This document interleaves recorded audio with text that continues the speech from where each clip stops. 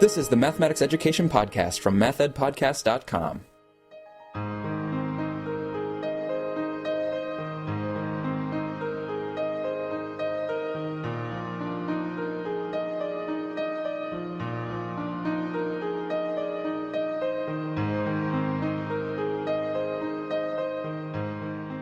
Welcome to the Math Ed Podcast. My name is Sam Otten from the University of Missouri, and today I'm joined by Dr. Susan Peters, who's an assistant professor in the Department of Middle and Secondary Education at the University of Louisville. Sue, thanks so much for being here. Oh, you're welcome. I'm happy to be here. And did I say Louisville in your preferred pronunciation? That's fine, yes. I've heard so many debates about that, but I'll try to stick with Louisville. I'm not a native Louisvillian, so you're good. Louisvillian, now that's a new word I have to learn. So we're going to be talking about Sue's article in the Journal of Mathematics Teacher Education, and that's in the current volume, volume 17. And the article's entitled, Developing Understanding of Statistical Variation, Secondary Statistics Teachers' Perceptions and Recollections of Learning Factors. So Sue, this came from your dissertation work, so I want to go back to your graduate school experience. And where did you do your graduate studies? I did my PhD work in curriculum and instruction with an emphasis in mathematics education from Penn State University. I was a fellow with the Mid-Atlantic Center for Mathematics Teaching and Learning, which was a group of institutions, Penn State University, University of Maryland, and University of Delaware, that formed one of those centers to help build infrastructure in mathematics education. So I obtained that degree in 2009. As part of those experiences, I had the opportunity to work with Kathy Hyde and also with Rose Beck on different projects associated with the Mid-Atlantic Center. And during my time there is also when Penn State took on the editorial team for the Journal for Research in Mathematics Education, and so I actually had an opportunity to work as an assistant editor for JRME as well, with Kathy Hyde, Rose Beck, and Glenn Bloom. Great, that's some great experiences. I'm sure it gave you a lot of insights into, scholarly writing and getting things published. Now, your personal interests have to do with statistical knowledge and teachers' statistical knowledge. I was wondering, is it something from your background, or what is it that personally motivates you for that area of research? It absolutely comes from my background. Before I went to Penn State, I actually taught high school mathematics for 16 years. My interest in statistics came about somewhat at a department meeting where I recognized that we had a lot of seniors who weren't taking any mathematics courses, and I suggested at the meeting that we have some type of an option for those students who weren't going to take calculus. And people asked me what that should be, and I said statistics, and they said, well, good, you're going to teach it. And in planning to teach for it, that was around the same time that AP Statistics was starting up, I realized that I knew very little statistics and needed to learn an awful lot of statistics and had to do it on my own. And at some point after that, when the opportunity for Penn State came up, it seemed like the time where I could maybe do something about that. I swore that other teachers shouldn't have to go through what I went through to learn the statistics. And I had become involved with the AP Statistics community, found it to be a unique community, and that really was kind of the beginning of my dissertation work. And you're looking at statistics teachers who you've identified them because they are knowledgeable about statistics and they have some statistical content knowledge, and then you're looking at their own recollections of their past experiences leading to them being knowledgeable statistics teachers. So I was wondering why you went after this area of research with that population. Why study the knowledgeable teachers in this way? So, obviously, as part of my doctoral studies, we read a lot of math ed research, and it seemed to me that so much of the work was based on studies of student learning at earlier grade levels, students' development of understanding at early grade levels, and that the focus more recently shifted to teacher knowledge, more so than student comprehension. And it seemed like that whole process took an extremely long time to come about. Statistics education research is a much newer field than math ed research, and it just didn't seem to me like we had that kind of time to come up to speed and really begin to learn about what helps teachers to learn the statistics content.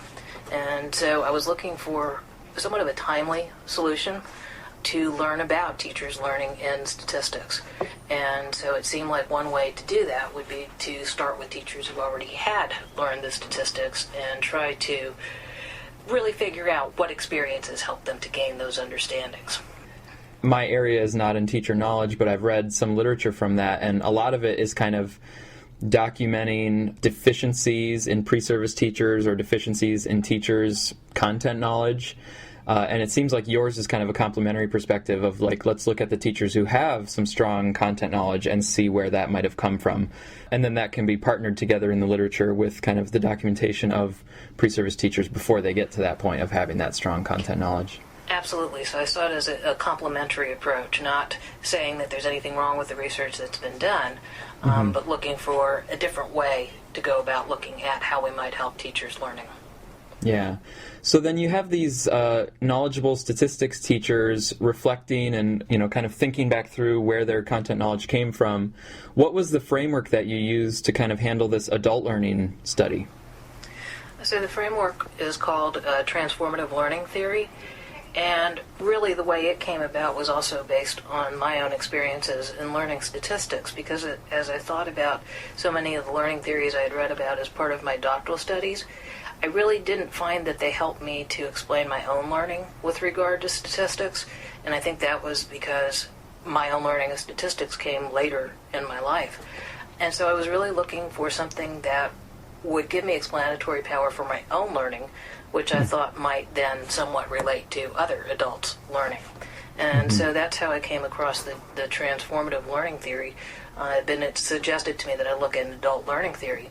And transformative learning theory is actually credited to a gentleman by the name of James Mesereau. And the theory itself is based on constructivism, but it's also based on the premise that adults learn differently from children. And by that, Mesereau specifies essentially 4 types of learning, what he calls creating meaning schemes, enhancing meaning schemes, transforming meaning schemes, and transforming meaning perspectives. But the adult part of it comes about with the transformation process, because the transformation process really involves critically reflecting on our current knowledge and critically reflecting on the assumptions that underlie our beliefs or knowledge, examining the whys behind what we think we know. And his contention is that students don't have the maturity or the experiences to be able to question those underlying assumptions. And so the big learning in transformative learning theory is by transforming a meaning perspective. And meaning perspectives are kind of the broad predispositions that you have. And there are 2 ways that you can have a perspective transformation. One is by having a big disorienting dilemma and really perturb your thinking and go about really questioning your thinking about that aspect. For example, you're thinking about statistics. Another way is to have these smaller steps along the way, different transform meaning schemes where, for example, before I can transform my perspective about statistics, I may need to transform the way I think about different concepts within statistics. And so it might be a series of smaller dilemmas that lead to rethinking about the content that change my perspective about statistics. And so within the theory, there are really kind of 3 main elements that contribute to that type of meaning perspective transformation. Critical reflection. We talk about reflection a lot in math education, but a lot of times that reflection is based on content and processes, the what's and the how's, whereas critical reflection is really reflecting on the premises, the underlying rationale, the whys behind everything. So in perspective transformation, you may have this dilemma which causes you to reflect critically. You're examining the whys, so then you will need to engage likely in rational discourse, where you're seeking out alternative perspectives to help you think through those whys to come to some type of resolution. And then the third aspect is just action. Once you have that sort of resolution, how do you go forth then and act on that new knowledge? So that's the very quick transformative learning theory. But for me, it was that idea of reflecting on the premises, the critical reflection, the rational discourse, that really resonated with me. So we've heard some about your personal background and how that kind of led you to this framework, and now you applied the framework with the participants in your study to look at their recollections of their statistical knowledge generation. So could you just tell us a little bit about who these participants were, and then what data did you have to analyze?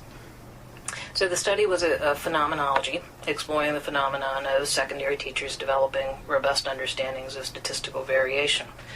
And so because I wanted to look at how teachers constructed their robust understandings, I needed to start with a population that would likely have robust understandings.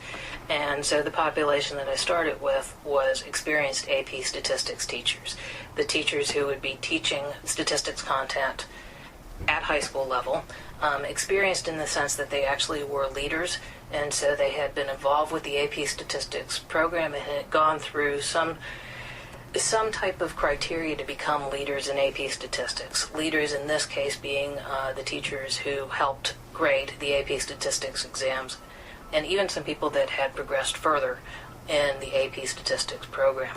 So I started with 16 different teachers, looked for a variety of different experiences to try and be able to extract characteristics of multiple different experiences. And then I had a content interview with each of the teachers to determine whether or not they seemed to exhibit characteristics of robust understandings. There were 5 teachers who provided clear evidence of robust understandings. That's not to say that other teachers didn't have robust understandings, but that I just didn't have the evidence to say beyond a shadow of a doubt. And so then from those 5 teachers, the tools that I used to help them remember their experiences and then to extract from that the characteristics of the experiences were a tool called Event History Calendars, which is a matrix that's really designed to help people reflect on their experiences and put them in some type of order, but it's really a memory aid. So it contains columns that have timing cues and rows that contain behaviors to help frame important experiences. So the teachers actually completed those before I ever talked with them about their experiences. They also completed critical incidents reports, which really are intended to focus on unique experiences that evoke strong emotion or mark a life transition. So the idea was that these may be incidents that came about from a disorienting dilemma and might give me insight then into what may have spurred some serious learning after that. And after teachers completed those, I took some time to look through those documents, and then we had 2 interviews where they reflected on those experiences. We talked about the experiences that were recorded and really tried to delve into the underlying reasons behind why these experiences seemed to be effective for their learning. And so the analysis then just followed phenomenological studies, where I started by looking at transformative learning and the different aspects of transformative learning, tried to come up with each teacher's story as to how they developed their robust understandings and look at the underlying reasons why, the hows of their learning, and then looked across teachers to try and extract common characteristics. Okay, great. I'm speaking with Sue Peters from the University of Louisville about her article in the Journal of Mathematics Teacher Education, Developing Understanding of Statistical Variation. So now I'm curious, Sue, about what those stories were. So what were some of the experiences that the teachers had in developing their understanding of variation? So I think one of the biggest commonalities that the teachers had is that they experienced a lot of what I came to call triggers, events that prompted self-awareness of limitations in their own knowledge. And a lot of those triggers came from engaging in actual statistical learning activities themselves, engaging in dialogue with other teachers, planning to teach for statistics, and also with teaching statistics. The interesting thing for me was that those experiences, for the most part, were not experiences that came from coursework. And one of the reasons that they cited was that the coursework seemed to focus on that what and how, the content and process, but they didn't feel like they really got into the underlying premises, the reasons why the things worked the way they did. And that was really what they were more focused on as teachers now. And so many of their experiences involved other people, other teachers and statisticians. And within those experiences, what seemed to be really important to them was that they have an aspect of comfort. They wanted the freedom to be able to ask questions without feeling dumb. So they needed that feeling of safety and comfort to feel free in asking questions and exploring the content. And a lot of what they found, each of these teachers mentioned an electronic discussion group set up for AP statistics. And what they found in that electronic discussion group was that there were a lot of prominent statisticians that would weigh in on answering questions. Statisticians like Dick Schaefer, Paul Velleman. Those statisticians took each question really seriously and took the time to not just answer the question, but to explain their answer, try to give the rationale, and really at a level that the teachers could understand. And that was really important to them, that their questions be taken seriously, that they not be made to feel stupid for asking the question in the first place. And, I mean, just to counter that, Everett, who's one of the 5 teachers that I identified, actually had a situation with the electronic discussion group where he felt like he put himself out there one time. People were asking questions and wanted examples of different things, and no one seemed to be stepping up and offering examples. And he did. He finally weighed in, gave an example, and someone chimed in and pointed out the mistakes in what he had posted. And even though that was more the exception than the rule, he felt shut down by that person coming on, and that was the last time he ever posted anything to that group. And so that feeling of comfort is really important to these teachers. Now, he didn't get it so much from that discussion group, but he did get it from going to the AP scoring sessions and different institutes that he went to. And I think part of that also was all of these teachers were involved in the early days of AP statistics, and so there was this feeling of commonality. Everyone was in the same place trying to figure this out, and so they somewhat banded together to be able to do that. But the other thing that they pointed out was that statistics is a lot different from mathematics, because they didn't feel like they were expected to know the statistics. They wouldn't feel as free talking about the mathematics and questioning and pointing out their lack of understanding when it came to the mathematics because of the preconception that they should already know the mathematics. And so not being expected to know the statistics made them freer in asking the questions, and then they found this safe group in which they could ask the questions. And all of those experiences then led to really that element of rational discourse, where they really were working together, trying to look at the content from different perspectives to really clearly develop an understanding of the content.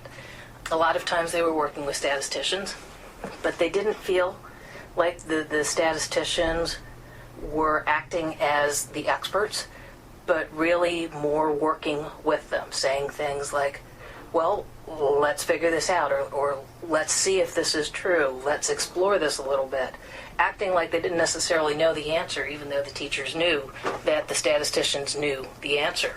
But it was really explanations that were focused on the whys. And from the teacher's perspective, when I asked them, could something like that happen with a course, they weren't so sure, because it was that comfort, it was that lack of pressure because there's no grade. There was something different about that experience that allowed them to ask the questions and feel like they were working on this together. Same idea with other experiences, leadership institutes that they were at. It was working together with others, sometimes on actually engaging with activities in the content, but really pushing each other's thinking, asking questions about why something worked in the way it did, and so on. The other thing that really came out in terms of the rational discourse was writing for publication. Each of these teachers had actually written something at some point that was published. It might be an activity, it might be an article, it might be a textbook, but they found that to be a very important activity for their own understanding, because they felt like they really needed to think through the content much more carefully, because they wouldn't have a chance to answer questions later. So they needed to ask all of those questions of why does this work, and look at the content from multiple perspectives to be able to write it down in a way that it would make sense to others.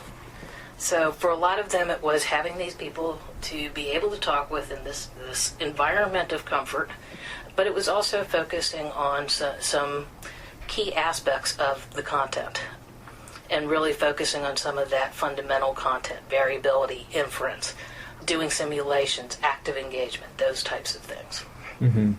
And you mentioned the teachers taking on this role of actually a writer and writing things for publication.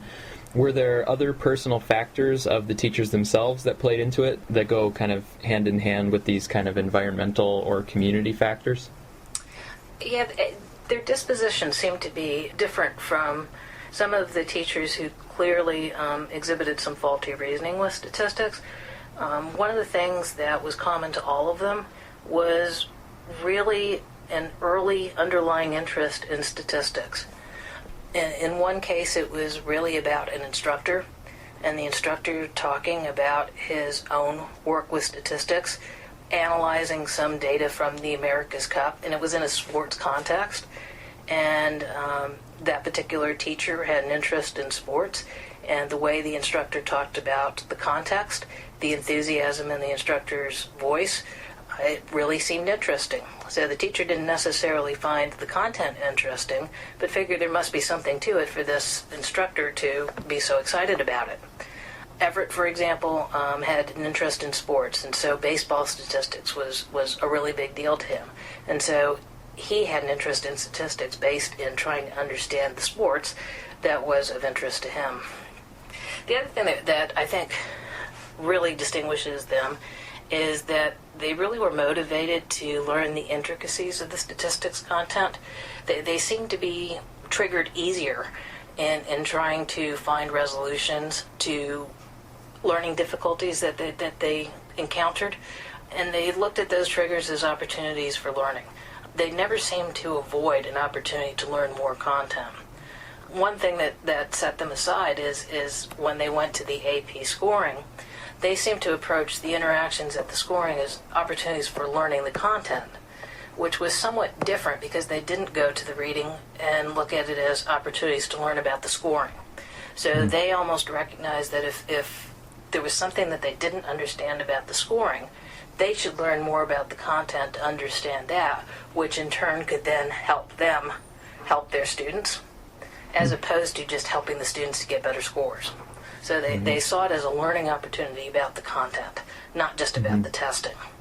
Right. Another thing, very reflective individuals. In the article, I give several examples of Blake, who just goes through these series of questions of why. It's like he answers one question of why and follows up the next question with another question of why. His curiosity, he talked one time about just looking at Minitab regression output and wanting to know what each of the numbers were and figure out where they came from and how they came about and try to put the puzzle pieces together. Dustin, who, when he was first teaching AP statistics, when it first came about, laying out a bunch of different books and looking at the language related to confounding and lurking variables and trying to read each description to tease out the differences in the terminology. Isaac talking about meeting with different statisticians and not really knowing what they were talking about, but going back after the meeting and trying to piece it all together, taking copious notes that he could go back and read about and figure out what they were saying. And in all cases, that reflection was focused not just on knowing how to do something, but really understanding it and knowing the whys that underlie the content. Different things that they also talked about were just their readiness to learn. Several of the experiences that these teachers had were actually the same experiences, but they identified different aspects of the experiences as beneficial for them. So Everett talked about this one institute that he was at where an instructor talked about ANOVA, and from talking about ANOVA, Everett developed an understanding of why we need to block to reduce variability. And so that was the important aspect of that institute for him. Well, Dustin was also at that institute, but that isn't something that he identified. What he identified with was actually engaging with other teachers and conducting an experiment dealing with paper towels. And so for each of them, wherever they were at in their learning, that was when they were ready for the ANOVA talk or the experiment to help advance their learning. Same thing with Hudson. He talked about a card simulation that helped him to develop understanding about random variation. And it was a professional night at one of the AP readings. Well, Isaac and Dustin were at the same reading, but they didn't identify that particular activity as being beneficial for them. So it was just interesting to hear how where they were at, sometimes the triggers were different, and how they then learned from that. One commonality that they all had was they all identified that this real need to have this big picture view of statistics, and that for the most part, with the exception of Isaac, AP statistics is what helped them to develop that big picture. And the reason it helped them was it was the first time they had ever focused on the area of design. And so this idea of design helped them to tie together the other aspects of statistics, the descriptive statistics and the inferential statistics that they always saw as being really discrete components. The design helped them to bring it all together. And for them, it was that synthesis, that umbrella, that really helped them to develop the big picture. And now they still go back and try to fill in the little pieces, but they have the big picture.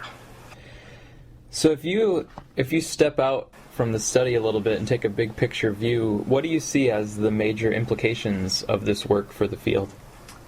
I think the things in terms of focusing on statistics and teachers' learning of statistics, one of the big things for me is the idea of the triggers. Mm-hmm. And what are the triggers that work for different teachers at different points in their professional lives? I think it's important to know whether similar triggers that work for other teachers. So we have these 5 teachers. These are the triggers that worked for them. Do we know whether these triggers will apply to a broader group of teachers, perhaps teachers that aren't as actively involved in AP statistics? What are the triggers that really can help teachers to then pursue additional knowledge? Because the AP reading that triggered so many of their dilemmas didn't have that same effect for other teachers. So what would have an effect for those teachers? What would trigger them to want to pursue more learning about the content of statistics? So that to me is really one of the key questions, and it's one of the things that I'm actually pursuing. I have a career grant where I'm developing professional development activities and trying to build in triggers to see if I can find triggers that are effective for multiple teachers at different points in their learning trajectories. Yeah, and how do those triggers correspond to the personal factors that you mentioned? Because some of the characteristics of these teachers with the robust understandings are pretty great, characteristics to have.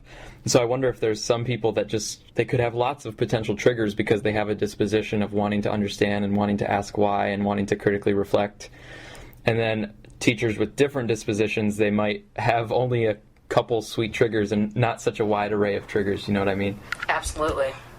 And so that's something that I've really been struggling with, is when I think about the teachers who exhibited some faulty reasoning and had these experiences that could have led them to really learn some substantial statistics content, and yet those experiences didn't have that learning effect. What would it have taken for that to occur? But another thing that then came out for me was just the coursework and what does make sense in terms of requisite coursework for teachers. All of the teachers in the study took statistics courses, but some, and one of the teachers who I would say had the faultiest reasoning actually had a minor in statistics. So those courses didn't seem to help them develop deep understandings. So what are the experiences that we really need to have for them to learn the content? They didn't seem to think that the theory-laden experiences were what would work for them. They thought having some kind of hands-on data-based exploration of statistics early on, and followed by the theory, would have helped them to actually have something to latch the theory onto, because they didn't feel like they really had any background to latch that theory onto. Yet they see it as important, and it's something that they're now trying to pursue. So that's another question that came about for me. It's really what experiences do those pre-service teachers need to have so that they don't have to do all of this learning on their own outside of class. My guest is Sue Peters from the University of Louisville. And Sue, I just have one more question for you, and this is actually going to get out of the stats education stuff for a bit. What do you think you'd be doing with your life if you weren't in mathematics education and statistics education? That's an interesting question. I spent so much of my time indoors anymore, and I really love the outdoors and don't have enough time to get out there, that I could see doing something like being a park ranger, just being out in nature and enjoying some of the parks that we have as a nation, as states, and just being able to enjoy the outdoors. Yeah. Are there some parks that are particular favorites of yours? Western United States. Yeah. The mountains. Zion, Bryce, Grand Canyon. Love that area. Yeah. Sue, thanks so much for taking the time to speak to us about your work. Well, thank you.